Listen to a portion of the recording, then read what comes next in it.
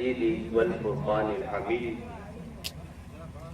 ورفعنا لك ذكرك وقال في مقامه ألا إن أولياء الله لا خوف عليهم ولا هم يحزنون صدق الله العظيم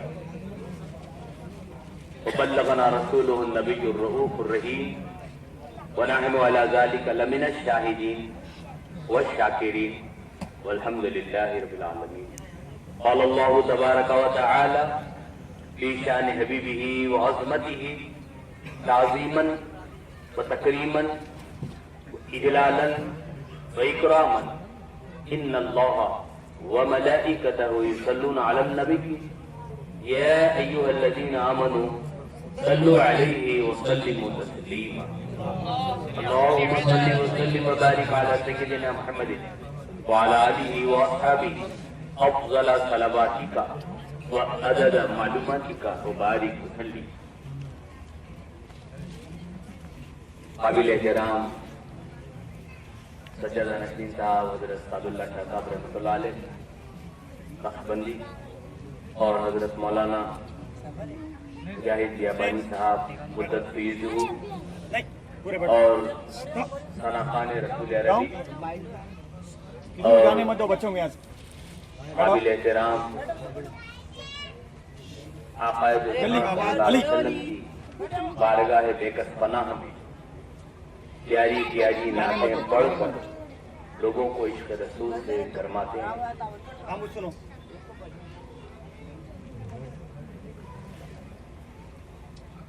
کیونکہ آپ حضرات کی نعتیہ محفل رہتی ہے ہر سال رہتی ہے. میں زیادہ وقت نہیں لوں گا, پھر کبھی موقع ملے گا تو عرض کروں گا. اتنا ضرور کہوں گا کہ نعت شریف دراصل اردو میں درود شریف ہے. نعت شریف کیا ہے؟ اردو میں درود شریف ہے. اپنے قلب کو, اپنی روح کو, اپنے لطائف کو حضور کی بارگاہ میں پیش کر دینے کا نام نعت شریف. سبحان اللہ. اور پھر نعت شریف میں کیا عرض کروں؟ سبحان اللہ.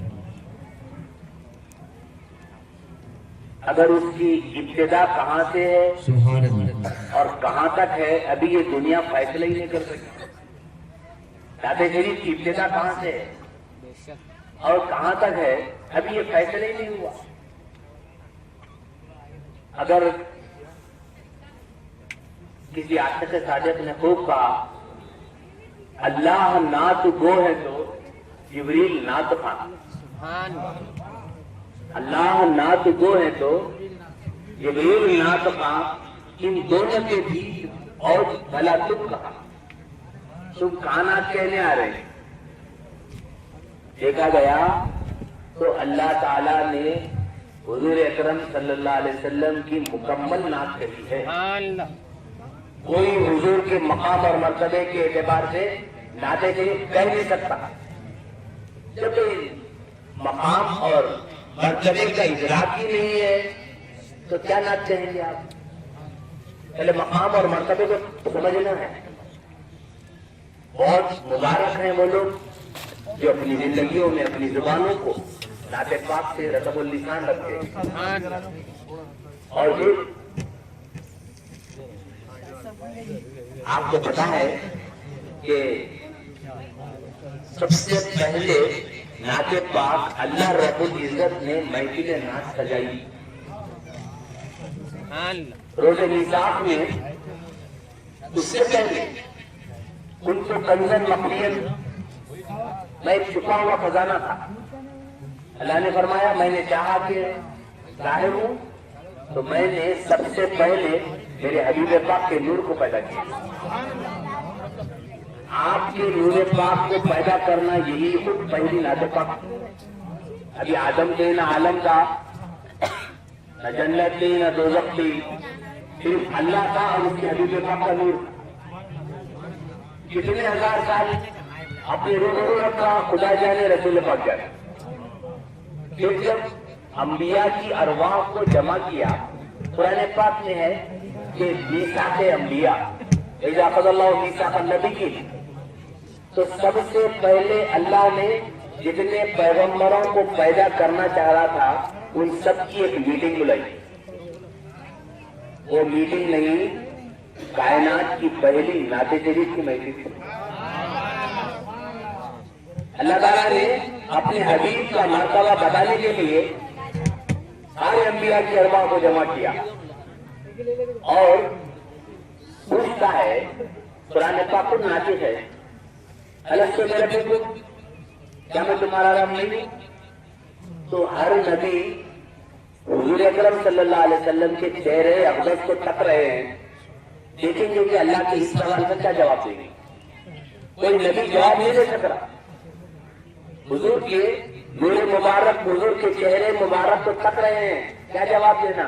دیکھیں ہمارے سردار انبیاء کا جواب دیتے ہیں. ایسا نہ ہو کہ خدا کے سامنے ہم گستاخی ہو جائے، غلط جواب دے دیں. تو حضور اکرم صلی اللہ علیہ وسلم فرماتے ہیں قالوا رب، کیوں نہیں، کیوں نہیں، آپ ہمارے رب. حضور کا جواب سن کر سارے انبیاء کہتے ہیں. اب اس جواب کے بعد دوستو پہلی نعت پاک کی محفل اللہ نے سجائی. پہلی نعت پاک کی محفل اللہ نے سجائی سارے انبیاء کے سامنے. پوچھا کہ میں الگ سے میرے تو تم، کیا میں تمہارا رب نہیں ہوں؟ تم نے خالی گلا کیوں؟ تو سنو، میں یہ رسول پاک کو بھیجنے والا ہوں، میرے حبیب محمد رسول اللہ کو بھیجوں گا. تو تم کیا کام کرنا؟ ان پر ایمان لانا، ان کی مدد کرنا.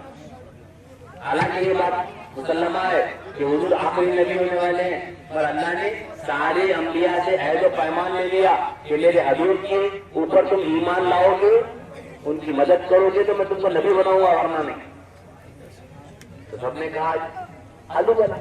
اللہ تعالیٰ خود فرماتا ہے کہ اس محفل نعت کی پہلی میٹنگ میں اللہ نے فرمایا ایک دوسرے کے تم گواہ بھی ہو جاؤ، کہیں کل بھول جائیں گے.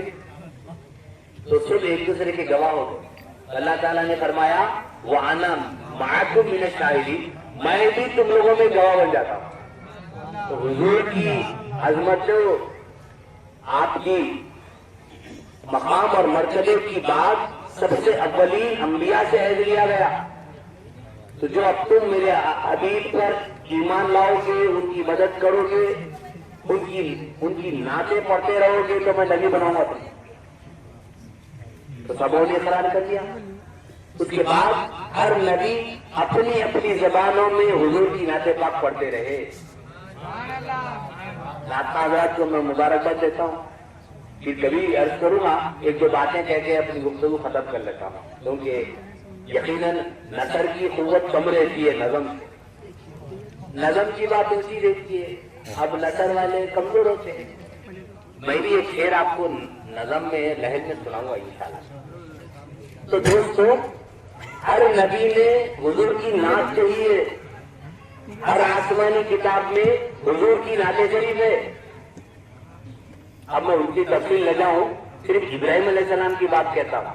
کعبہ بن گیا، کعبہ شریف اللہ کا گھر بن گیا. اللہ نے پوچھا ابراہیم مانگو، کیا مانگتے ہو؟ اس کی اجرت دینا چاہتا ہوں.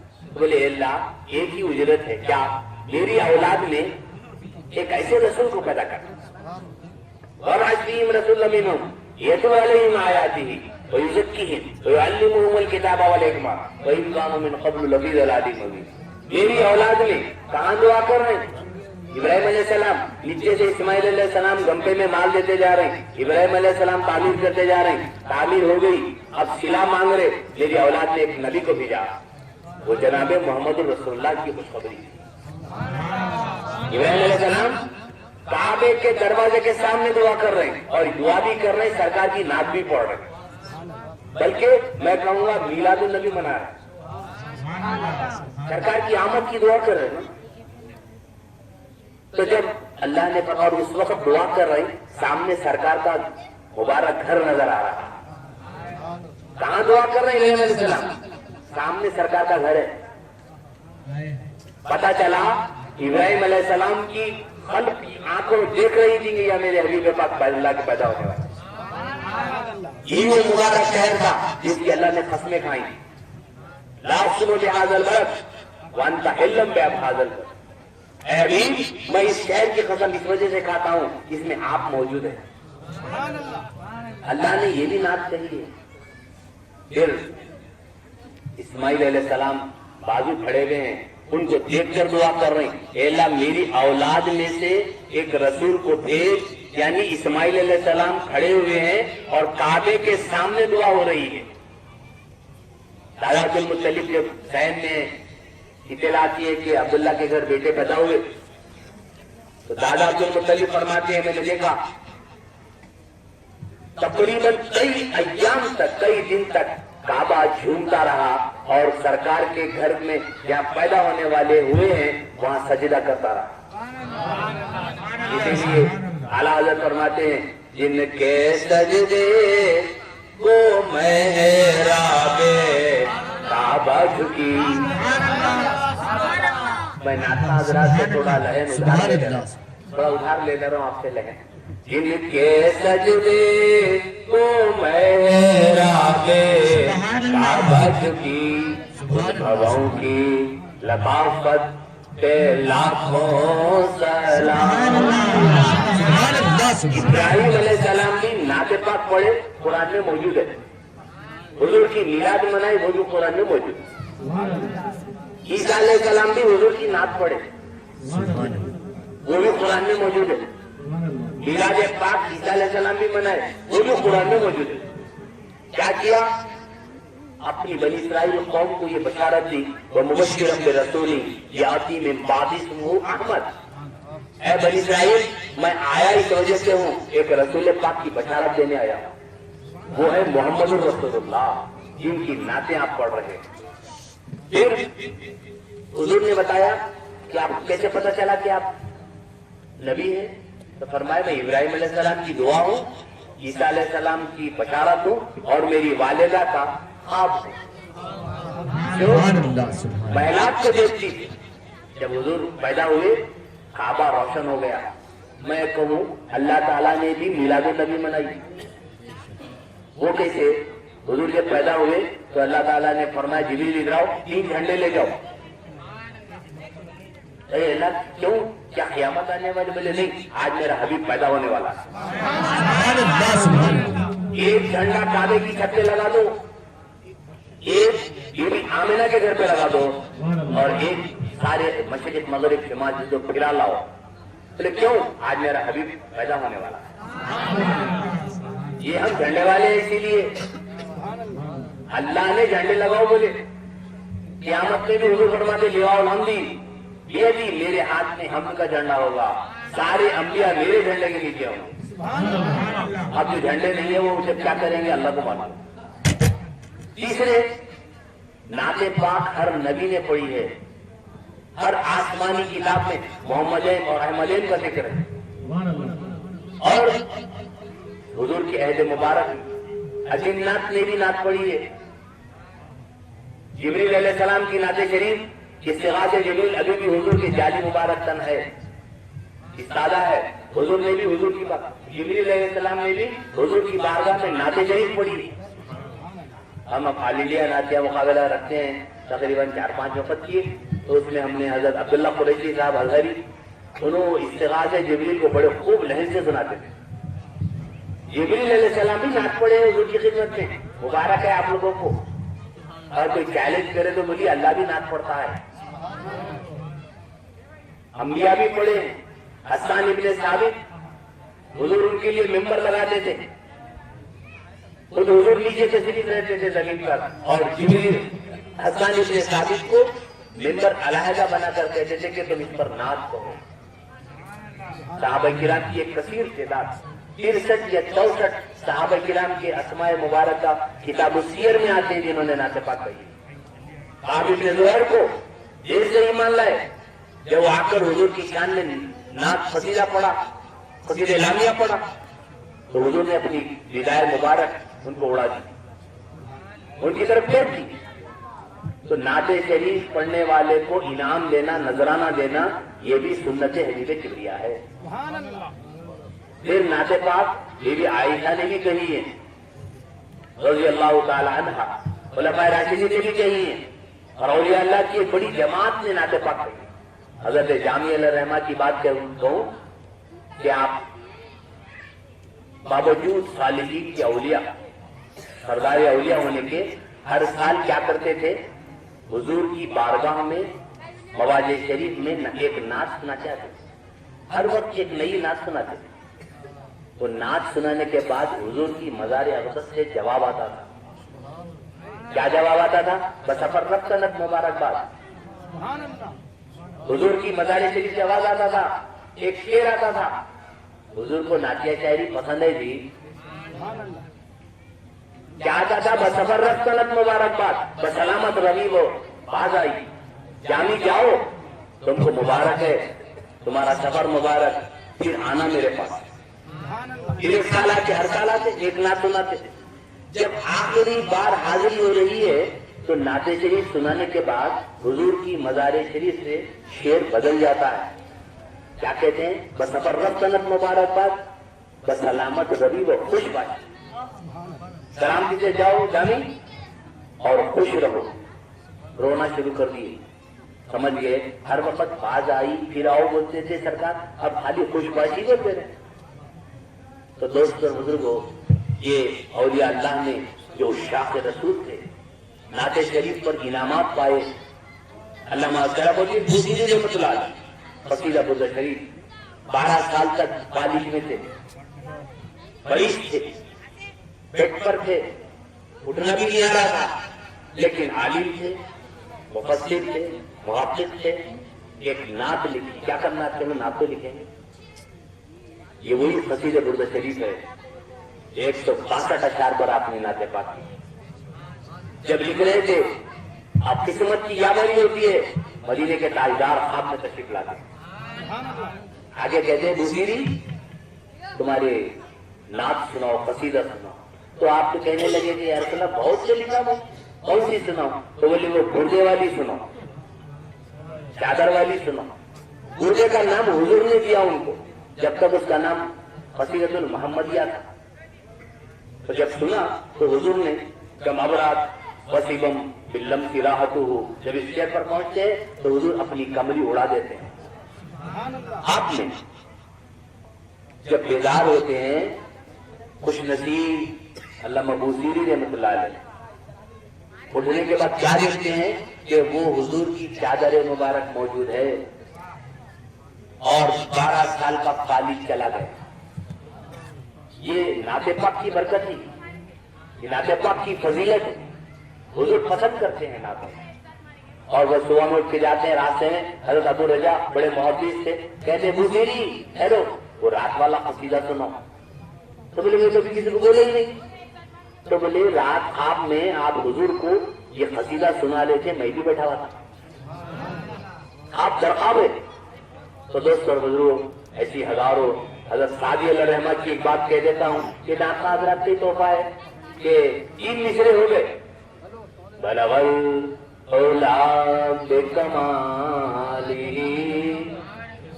کشف سجا بجمالی حسنت جمیع قصالی. یہ 3 مصرے لکھ لیے سعدی علیہ الرحمہ. چوتھا بنا ترتیبی نہیں ہو رہا، ہو رہی نہیں کئی دنوں سے. سرکار کو نعتیہ شاعری پسند ہے. ہر نعت خواں کو سرکار جانتے ہیں، پہچانتے ہیں، انعامات سے نوازتے ہیں، اپنے دیدار سے بھی مشرف کرتے ہیں اگر نسبت قوی ہو. سعدی علیہ الرحمہ کئی دن تو گئے ہو، چوتھا مصرع بن رہی نہیں، لیکن آقا جہاں صلی اللہ علیہ وسلم تشریف لاتے ہیں.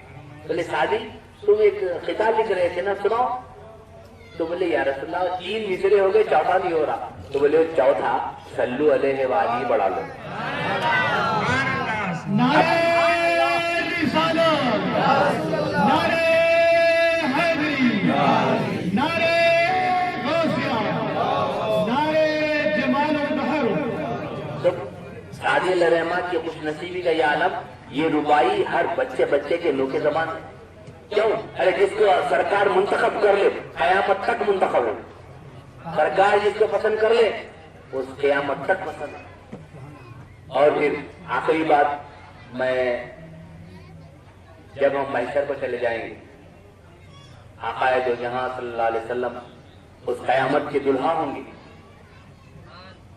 اور ایک شاعر، ایک عاشق کیا کہتا ہے معلوم؟ کہ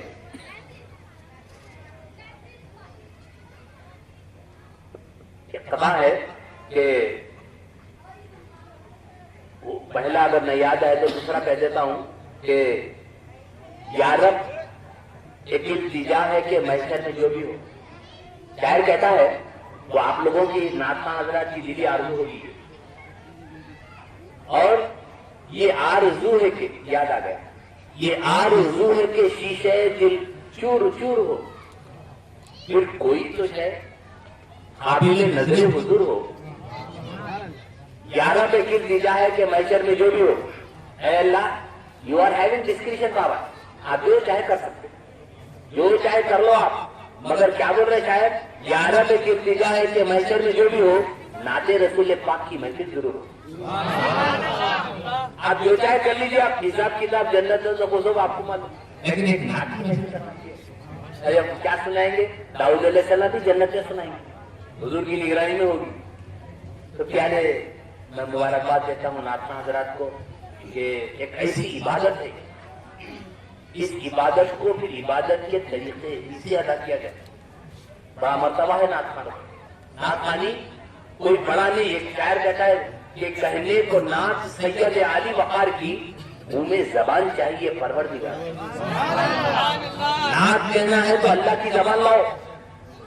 اب چونکہ ہم حضرت سلطان سید الاولیاء حضرت سید شاہ جمال البحر رحمۃ اللہ علیہ کے اس میں میں ایک بات کہہ دیتا ہوں کہ اللہ والے کے محبوبوں کے پیدائش کا دن بھی سلامتی کا دن ہے، وفات کا دن بھی سلامتی کا دن ہے، محشر میں اٹھنے کا دن بھی سلامتی کا دن. اللہ نے قرآن میں کہا سلام علیہ یوم ولد یوم اموت و یوم ابعث حیا. تو آج آپ اور ہم ایک اللہ والے کے عرس میں جمع ہیں. اللہ کی رحمتیں برس رہی ہیں، ہم اس کی رحمت میں ڈوبے ہوئے ہیں. سلامتی کا دن خدا کہتا ہے. ہمارے دادا پیر رضا عبداللہ شاہ صاحب رحمۃ اللہ علیہ فرماتے تھے کہ اس میں اولیاء کے جایا کرو، خاص رحمتیں نازل ہوتی ہیں. اور خود بھی اپنے پیر مرشد بخاری شاہ صاحب سعید آباد کے آخری وقت تک پابندی سے جاتے ہیں. اولیاء اللہ کے پاس آئیں. ایک شعر کہتا ہوں، اللہ اللہ کہے جانے سے اللہ نہ ملے، اللہ اللہ کہے جانے سے اللہ نہ ملے، اللہ والے ہیں جو اللہ سے ملا دیتے ہیں. یہاں ہم آتے ہیں اللہ رسول پاک کی محبت اور معرفت مانگے. آپ اگر بیٹا مانگے وہ بھی دینے والے دے سکتے ہیں، آپ گھر ہونا بولے وہ بھی دے سکتے ہیں، آپ دنیا مانگے وہ بھی دے سکتے. کیوں؟ یہ دینا جانتے ہیں. اللہ تعالیٰ نے ان کو اختیار دے دیا ہے، جو مانگتا ہے دیتے جائے. اللہ والوں کے چپ کے ہمارے اولیاء اللہ نے ہزاروں میل سفر کر کے نہیں جاتے تھے. حضور خود نبی کریم صلی اللہ علیہ وسلم شہدائے احد کے پاس ہر ہفتے میں ایک بار زیارت کے لیے جایا کرتے. یہ اللہ والوں کے پاس آنے سے کیا ہوتا ہے؟ ہماری کثافتیں دل کی دور ہوتی، اللہ کی یاد دل میں جمتے جاتی، اللہ کا ذکر جو بڑا ذکر اللہ اکبر کے جلوے کھلنے لگتے ہیں. نمازوں کی پابندی ہوتی ہے. درگاہوں کو آنے سے لوگ کیا کہتے ہیں، ان کو کیا ملتا کیا معلوم، ہم کو ملتا ہم کو معلوم.